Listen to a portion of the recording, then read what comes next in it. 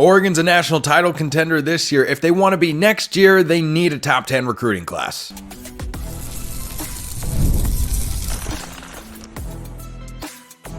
You are Locked On Ducks, your daily podcast on the Oregon Ducks, part of the Locked On Podcast Network, your team every day.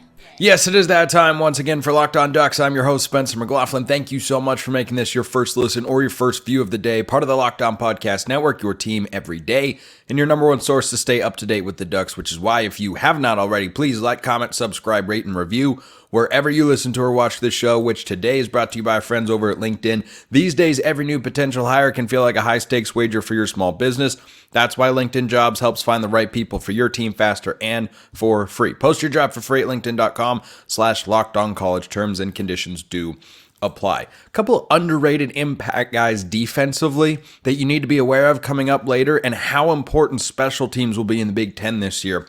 But we start with recruiting because that is where Oregon football's focus is right now. And if they want to be a perennial national title contender, you got to keep recruiting at this sort of level, at a top 10 level. And the data back that up over the last several seasons. So the best teams in college football don't necessarily always win the national championship. You look at Georgia last year, might have been the best team, but they didn't win the national championship, didn't even get a chance to play for a national championship. But Oregon has had back-to-back top 10 recruiting classes. 9th in 2023, 3rd, I'm just talking high school ranks here, not factoring in the portal. When you look at the teams that win national championships, they are stacking together top 10 on average, oftentimes even top 5 high school classes. Even with the transfer portal, this stuff still matters a whole heck of a lot. So, leading up to their national championship seasons, this is what the recruiting rankings look like for national champions. And then I have another team in there that I will explain the importance of. But the third year being the year they won the national championship. So Georgia won back-to-back national championships. Their recruiting classes, first, fourth, and first, fourth, third. Michigan this past year is the outlier in the last several seasons. 13th, 19th, 17th. That's seemingly the bare minimum. They recruit and develop very, very well, or at least they did under Jim Harbaugh. Alabama, 1-1-2. LSU with that Joe Burrow team, 7-15-5. So you see the aggregate there, the average rating of the recruiting classes is somewhere inside the top 10, except for Michigan. I don't know if Oregon can build its team the way that Michigan did last year with a bunch of guys that are well recruited, are well rated by the recruiting services. Do I know that Dan Lanning is Jim Harbaugh as a coach? Not right now. He's only 2 seasons in. I've seen Jim Harbaugh for a long time. Long time in football. He's been doing this a lot longer. I think the model for Oregon is to recruit at that top 10 sort of level. And you had the 9th class in 2023, 3rd class in 2024, and right now the 2025 class is sitting kind of in the 20 range because it's early. It's still very early. You're going to see commitments continue to roll in, but the other team that I wanted to mention here was 2022 Ohio State, who were 1 field goal away. It was a 50-yarder, which is asking a lot from a kicker. It was a 50-yarder, but they were a field goal away from beating that Georgia team before they went on to trounce TCU in the national title game. Their recruiting class rankings went 5-4. You got to stack these classes on top of one another. And sure, the transfer portal matters a great deal. I think everybody's well aware of that right now. The bulk of your roster and impact players still tend to be, and the depth of your team still comes into play most heavily with your high school recruiting classes. And certainly Oregon in the transfer portal era is able to add guys that come in and make an impact. You look at Jordan Birch last year. Evan Williams was an all-conference player. Kyrie Jackson was a transfer and a 4th-round draft pick. And Oregon's got a bunch of great transfers this year, whether that's, Jabbar Muhammad at corner or Matthew Bedford as an offensive guard. Dylan Gabriel, of course, at the quarterback position. That stuff is going to continue to be a part of Oregon building its roster and building its depth. But you look at what was previously the highest rated recruiting class in Oregon history, 2021, there are still a couple guys who are key players on this year's team that were a part of that recruiting class. Jeffrey Bassa was in that class. This past season, Troy Franklin was in that class. Terrence Ferguson was in that class. You can find guys that are making an impact over the course of several seasons. And, the transfer market so far has been really, really good to Oregon. I don't want to say there's an unknown component to it. I do think there is I guess unknown is kind of the word.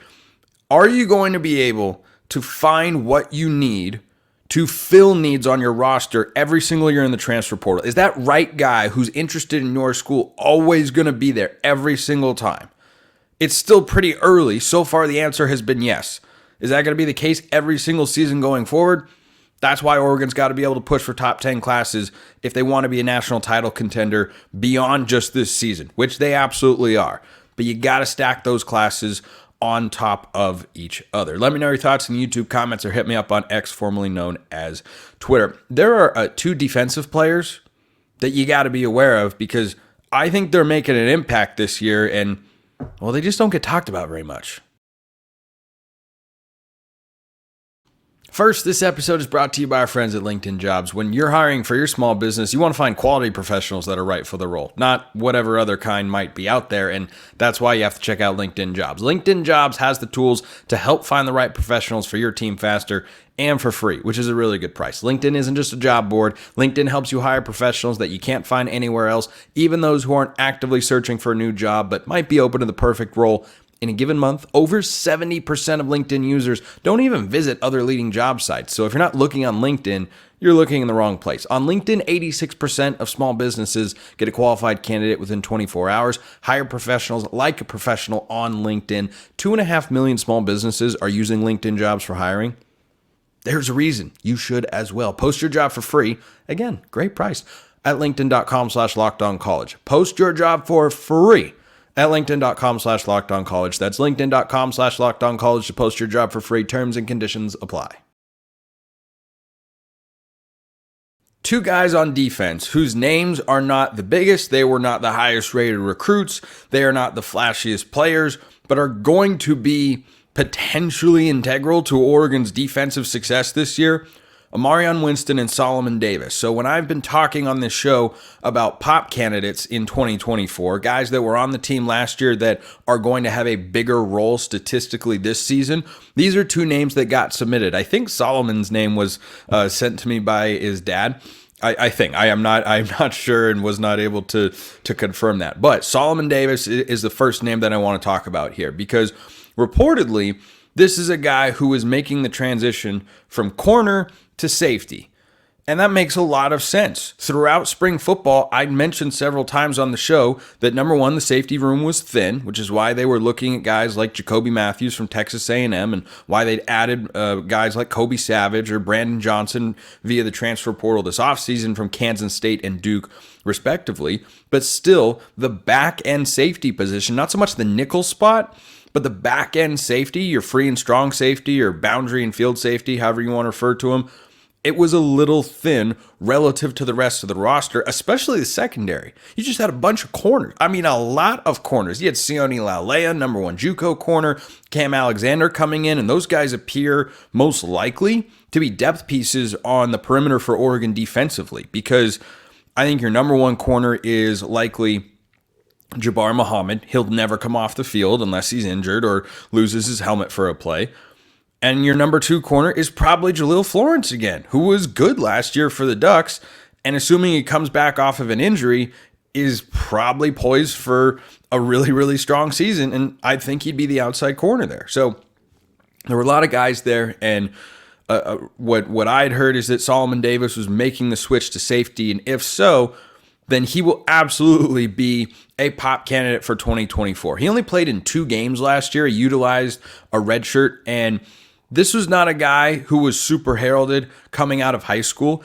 He was actually recruited and listed on 24/7 Sports as an athlete, not as a corner, not as saved as an athlete. Why?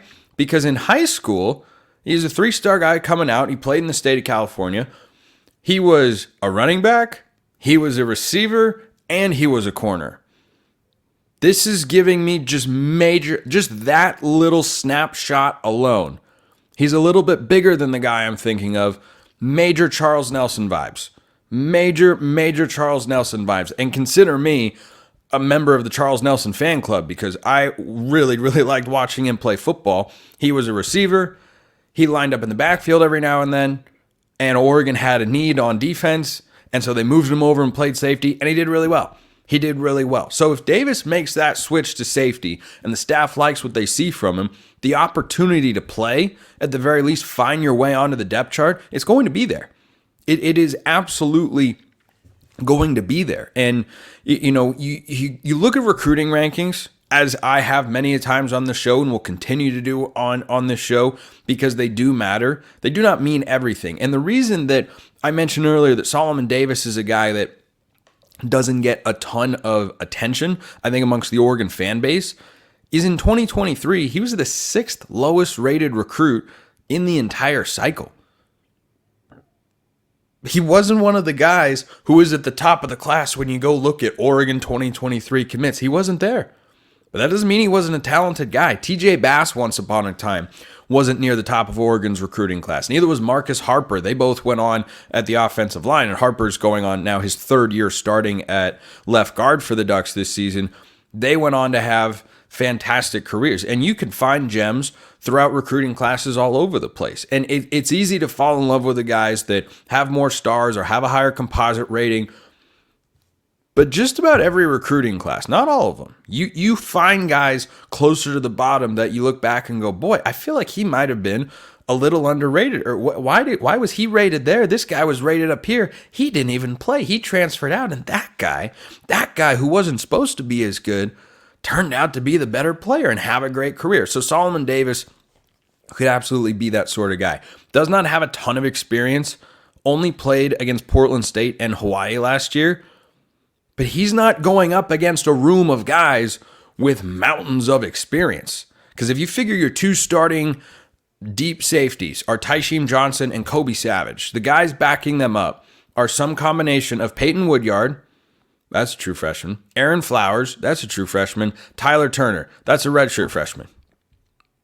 that's the group.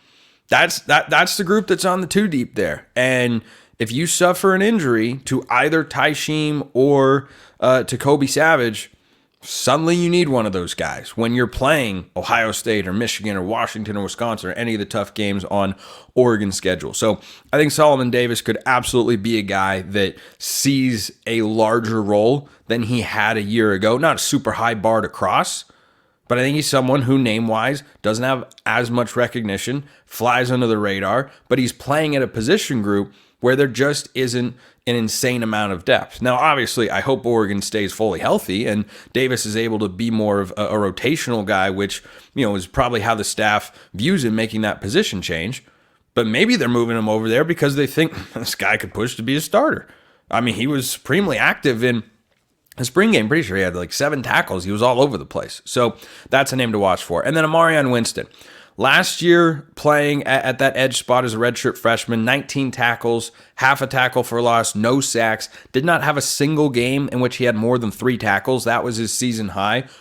I think when you take Mace Funa out of the equation, Amarion Winston is the dude. He doesn't look to me as someone that is a high-end prolific pass rusher, but is really solid against the run and is just a good, solid football player that holds his own. That's kind of where Mace Funa was. He never developed into an elite pass rusher, but made a lot of plays against the run, especially over the last couple of years. I think Amarion Winston can move into that role. So that's a guy who I wouldn't be surprised if he gets a sack this year, which he did not have one. I wouldn't be surprised if he picks up a couple tackles for loss. But mostly, I'm looking at that tackles total. 19 on the season, never more than 3 in a game. He played in all 14 games for the Ducks last year. So he's seeing the field. He's working his way into that defensive line rotation. I bet he pushes for over 30 tackles and has multiple tackles for loss. And who knows, maybe he's in there in a pass rushing spot. I think that's going to be pretty tricky, though, because you have just an elite lineup of pass rush specific guys like Mateo Uiagalelei and Blake Purchase and Tatum Tuioti who, did more of that a season ago and you figure would be stronger candidates to do that going into this season. But those are the two guys defensively that I think Oregon fans have got to be aware of. Solomon Davis, Amarion Winston, they will see the field. They won't always be making the biggest impact. They won't always be the splashiest guys out there, but they will be impact players. You ever hear the phrase special teams, special plays, special players? Let's focus on the first one of those lines. Special teams, coming up next. Before we talk special teams, let's talk FanDuel. Summertime means baseball, the NBA Finals, and more.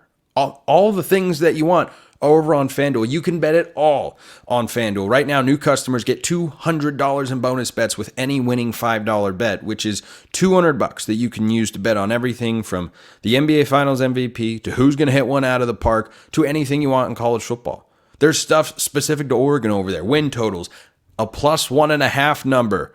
At home against Ohio State, I'd take that one. I would take that one. Just saying, if you wouldn't, the other side is free and available to bet at FanDuel.com/lockedon. Go there to add a big win to your summer bucket list. FanDuel.com/lockedon. FanDuel, America's #1 sportsbook and our official sportsbook sponsor here at the Locked On Network. It's mailbag time. YouTube comments, X, formerly known as Twitter, at @McLaughlin CFB or at Locked On Ducks.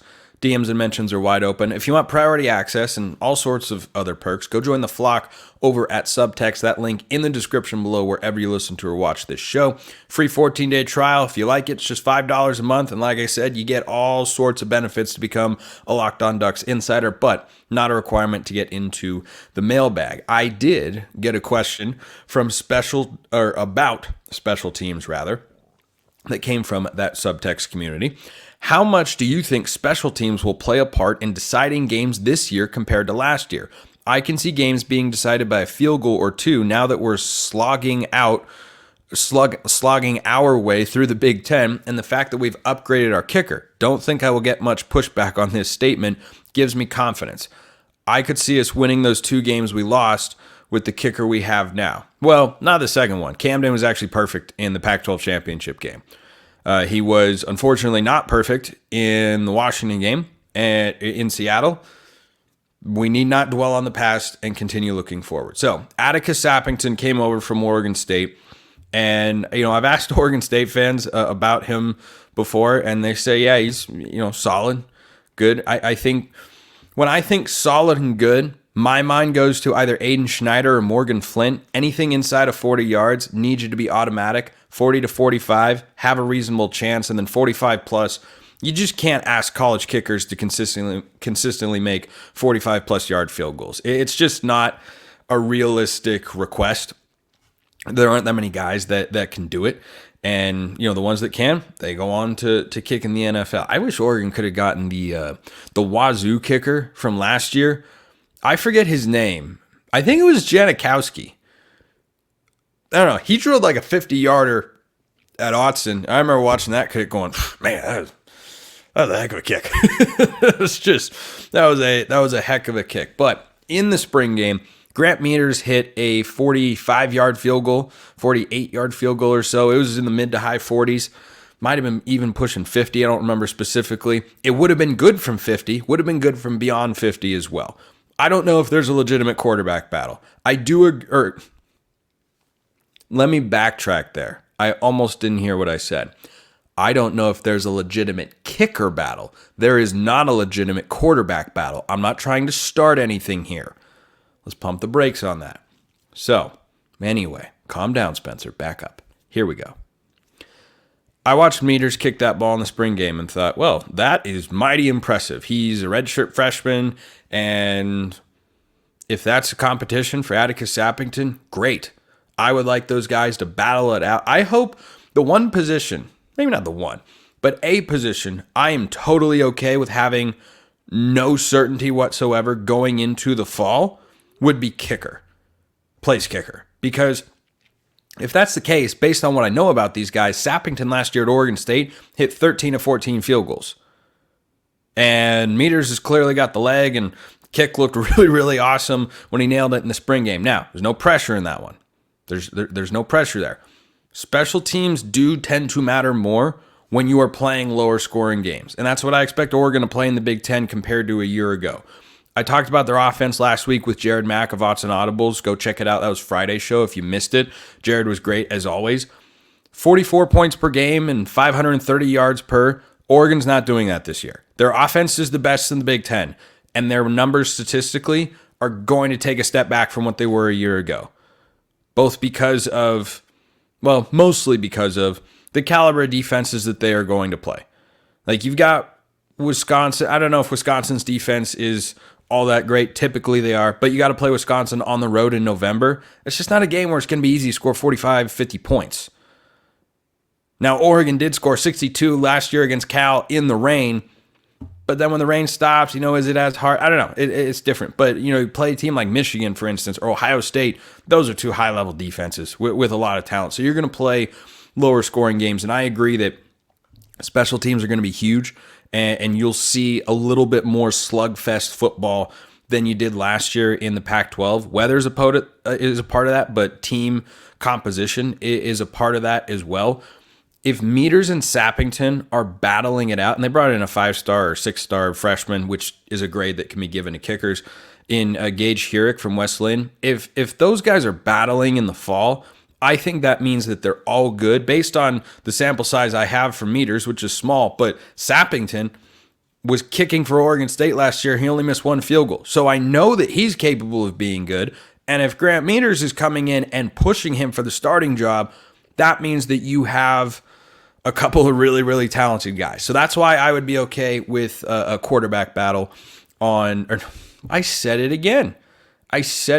Do I somehow subconsciously think there's a quarterback battle? I don't know. But if there's a place kicker battle, I'd be okay with that. I think special teams are always important. I don't even know that going into the Big Ten should be the reason this is the way you're thinking. Just think about Oregon football in the last several years. Do I need to bring up Alejandro Maldonado? I mean, 2 kicks back-to-back years. Oregon's national title hopes. Gone. Goodbye. Game against Washington. Biggest matchup of all time. Lost it. Couldn't make a 42-yard field goal from straight away in good conditions. And the other thing about kickers, too, I'll leave it with this. They all look good until the pressure gets on sometimes. And you can't know. If you're a coach, you can try to recreate whatever circumstance you want. Roy McIlroy can make a 2-foot 9-inch putt or a 3-foot 10-inch putt in his sleep on the putting green. But once you put it in the U.S. Open, I mean, statistically, he'd actually been very good this year before that short miss on 16. He hadn't missed a single putt inside of 3 feet, and then he missed that one. He almost missed the hole. It looked like me out there. I'm a terrible short putter. And then he missed the one on 18 as well. And he'd been second all week in strokes gained putting compared to the rest of the field. So you can't know for sure. That's why I would lean towards Sappington, because he's got the in-game experience. But you can't know for sure until you put a guy in that spot. Camden Lewis was not someone I was worried about going into last year. And by the end of the year, it was a major problem that we were all talking about. So it's just one of those things. I'll get out of here today with this question that came in from Alec. Hey, Spencer, got a question for Locked On Ducks. That's this show right here. Can you see Oregon's NIL stepping up to hold on to Josh Conerly for another year? I don't know that it'll come down to NIL for Conerly. I'm sure he's getting some amount. I mean, he's Oregon's starting left tackle. I'd be surprised if he's not getting any NIL money from Division Street. I don't know that you would look now. Offensive line, big question mark going into 2025, because you're going to lose at least 3, if not 4 starters, depending on what Conerly does. I don't think his future is going to be altered by NIL. I think it's going to be altered by how he performs this season. He's got a level of athleticism for his size that makes him an incredibly appealing NFL prospect. I had Max Chadwick of Pro Football Focus on the show a few weeks ago, and he said, yeah, I mean, I love Conerly. His athleticism is great. He's really good in, some situations, but he's got to get stronger, and he's got to use his weight to be a little bit more forceful in certain both pass and run blocking situations based on some light scout reading that I did of him from some scouting websites. So if he has a first or second team all conference year, he'll be gone. He'll go to the NFL. And I don't think there is an NIL offer that, would be worth it, essentially. Like, yeah, if you went to him and said, we'll give you $5 million. Well, you're not paying $5 million in NIL for a left tackle. As good as he is and would be if Oregon was trying to, make an offer like that to try and retain him. But I think for Conerly, his NFL draft prospects come down to him. And his decision won't be made based on NIL. He'll have opportunities at Oregon, but if his draft grade comes back high enough after this season, I think he'll be gone no matter what. Appreciate everyone listening. I'll see you next time. Have a wonderful rest of your day, and go Ducks.